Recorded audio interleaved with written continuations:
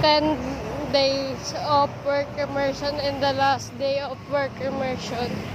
Pupunta na akong STI, guys. Maglalakad lang tayo, guys. Oo. Uwi na. Last day of work immersion. Uwi na. Bye-bye, guys. STI, bye-bye. And see you in the few days or few months. Marami ako natutunan pagkakamali at thank you, Sir Tony. Thank you so much. Yan. Thank you so much, STI. Lahat sa STI. Grateful ako sa mga teacher dyan. And, yun lang.